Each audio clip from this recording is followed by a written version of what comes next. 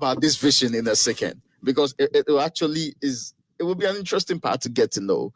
The one of the things that we know has been big about this governance is to do with free SHS. But overall, what kind of education system do we envisage from now on? And for you personally, when you leave office, whenever you leave office, what kind of system? Yeah, what kind of system do you think you will leave behind? You getting me to really reflect legacy and the kind of things that we do. I think the storyline will be he championed the vision of the president and he opened the floodgates of education to all. He made it possible for students who hitherto could not do certain courses, made it possible for them to do it. And I want something for people to remember to include how visual art students were given an opportunity to do any course they wanted to do because they are the creative talents of this country. So when we look at what we need to do, we are looking at some critical things. We are looking at how do we fine-tune our education system to meet the needs of 21st century Ghana. It's when you look at things like what we used to have, 7 years secondary education. Okay. And the A-level structure, Cambridge structure. Junior high, we broke high school, junior high, senior high. And in America, when you go to a junior high on a separate campus, it has same facilities as a senior high, which is on another campus. Science labs are there, libraries are there, they have counselors, they have graduate teachers. They don't wear the same where they wear uniforms. American schools, a number of them wear. Where they wear uniforms, they are wearing similar uniforms as high schools. So a child who goes to a junior high school knows that I am in high school. We borrowed that and said we're going to junior high and high school. And then in communities, rural communities especially, and even urban communities, the middle school that used to be part of elementary was maintained. The infrastructure is what we use in operationalizing the lower secondary or junior high. And these schools don't have science lab, they don't have libraries, but we still insisted with a stroke of a pen that they are high schools. And we never look back to transform them. So when we talk about junior high, we diminished half of the high school, made it like a primary school, wore the same uniform like the primary one students, but we still told them, you are a high school. Whether you like it or not, you are a high school. We diminished our secondary education, moved part of the high school to that environment, and never looked back. So when you talk about the president's vision for transformation, he wants to strengthen the lower secondary, ensure that it has similar facilities and support as high schools, even though it's community-based.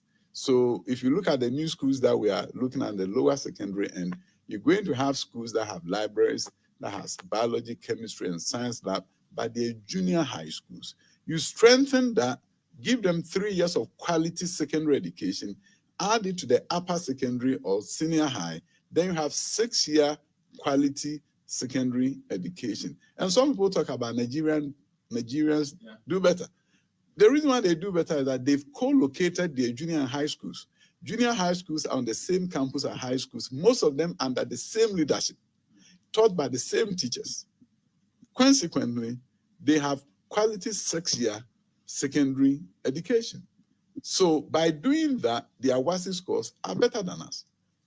Because the only thing we beat Nigeria on is that we have some high-performing senior high schools.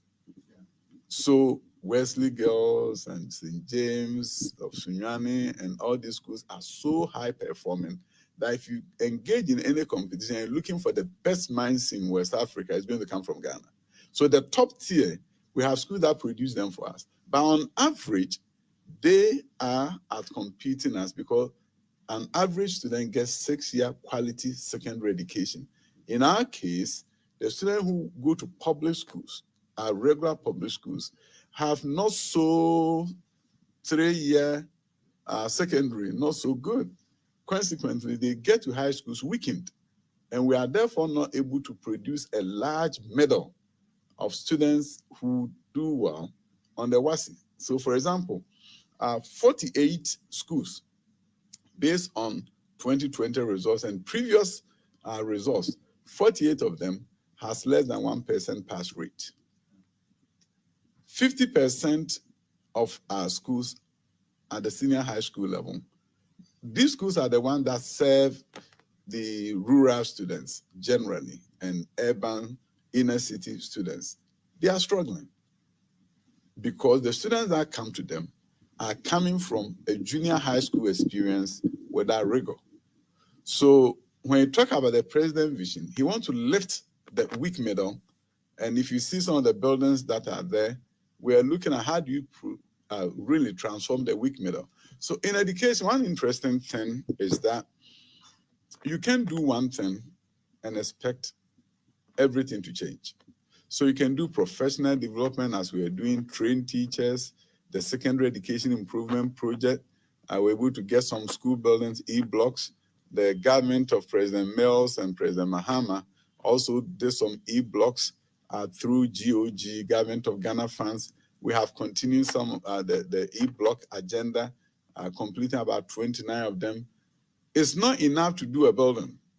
You have to also look at what is happening inside the building. So as we are preparing to open 10 boarding schools built by Nana Addo Dankwa Akufo-Addo, we have to be mindful that if we don't look at professional development, if we don't look at the rearrangement of classes within that building, and we just say we are super excited because we have V blocks and these are beautiful. So we go to Abomosu Pasempe in the north and you think you're in a college.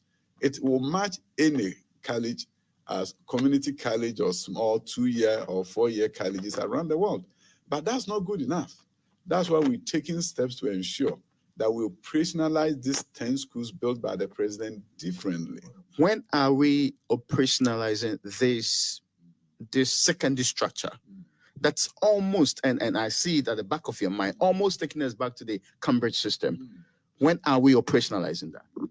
Some of the facilities are currently under construction across the country. Some we have to cast salt for their construction. You saw that Accra STEM Academy. It goes from KG all the way to senior high school. So that has that built-in opportunity. And then we have new schools like Chamba that we are building. That is a lower secondary school. The high school that we are building in Busono, in Savannah, we include the lower secondary. Nyangpala, the STEM school we are building there, are going to cut the sword with our other contract. We also include the lower secondary. So new schools that are going to be built, it will make sense that why don't you allow the local children that are growing up here in that catchment area of the high school to go to school there. Timelines, the first year, the pilot, oh yeah, we have to do a pilot. I wish I have a magic wand and everything would change immediately. Unfortunately, I don't have that.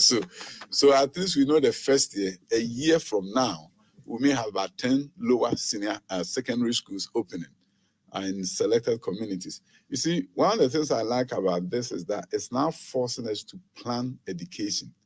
You see, interesting thing, this nation has invested a lot in education compared to other sub-Saharan African countries or African countries. 73% of all